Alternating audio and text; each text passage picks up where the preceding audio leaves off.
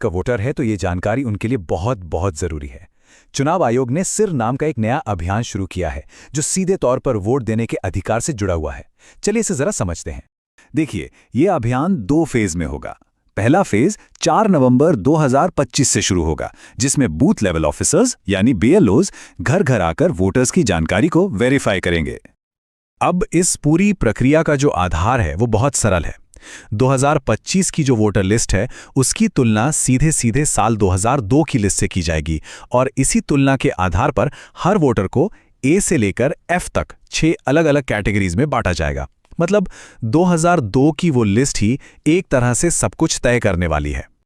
तो सवाल ये उठता है कि किसी को कौन सी कैटेगरी मिलेगी। इसके लिए ना 2 मुख्य चीजें देखी जाएंगी। पहली, वोटर की उम्र, और दूसरी, 2002 की वोटर लिस्ट में उनके परिवार का नाम है या नहीं। ठीक है, तो सबसे पहले ग्रुप को देखते हैं। ये वो लोग हैं जिनकी उम्र 38 साल या उससे ज्यादा है, यानी जिनका जन्म 1 जुलाई 1987 को या उससे पहले हुआ है। अगर उनका नाम 2002 की लिस्ट में मिल जाता है तो उन्हें रखा जाएगा कैटेगरी ए में, और अगर नाम नहीं मिलता तो उन्हें डाल दिया जाएगा कैटेगरी बी में। एकदम सीधा सा हिसाब है। अच्छा, अब आते हैं दूसरे एज ग्रुप पर। यह है 22 से 38 साल के वोटर्स, जिनका जन्म 2 जुलाई 1987 से 2 दिसंबर 2004 के बीच हुआ है। अगर इनके माता या पिता दोनों में से किसी एक का भी नाम 2002 की सूची में है तो उन्हें मिलेगी कैटेगरी सी। लेकिन अगर माता पिता दोनों में से किसी का भी नाम उस लिस्ट में नहीं है तो फिर उन्हें कैटेगरी डी में रखा जाएगा।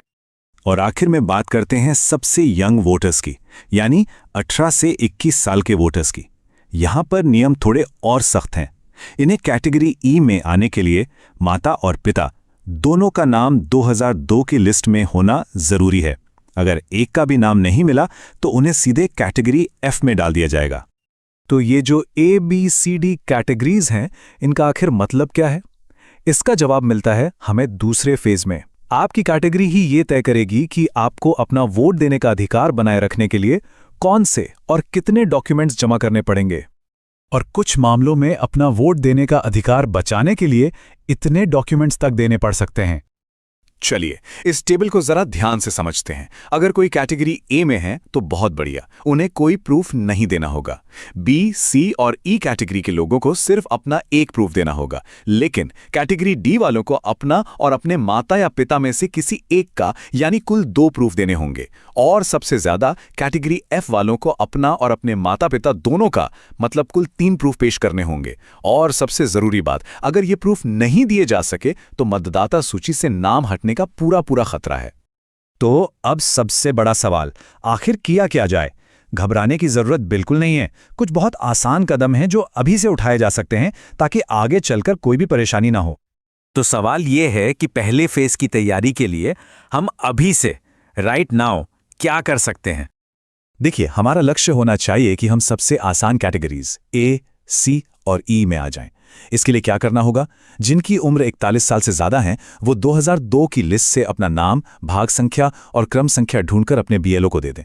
जो 21 से 38 साल के हैं वो अपने माता या पिता में से किसी एक की 2002 की लिस्ट की जानकारी अपने बीएलओ को दे दें। और जो 18 से 21 साल की युवा वोटर हैं वो अपने माता और पिता दोनों की 2002 की जानकारी निकालकर अपने बीएलओ को दे दें।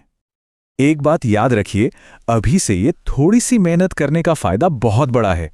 जब पहले फेज में बीएलओ वेरिफिकेशन के लिए आएंगे ना, तो उनके लिए आपको ए, सी या ई जैसी आसान कैटेगरी में डालना बहुत सिंपल हो जाएगा और आप भविष्य की बड़ी मुश्किलों से बच जाएंगे। आखिर में ये सारी मेहनत सिर्फ किसी दस्तावेज के लिए नहीं है। जैसा कि इस गाइड में कहा गया है, ये इसलिए है ताकि हमारा वोट देने का अधिकार बरकरार रहे और हम लोकतंत्र को बचा सकें। तो जागरूक रहिए, अपनी जानकारी तैयार रखिए और इस जरूरी संदेश को दूसरों तक भी जरूर पहुंचाइए।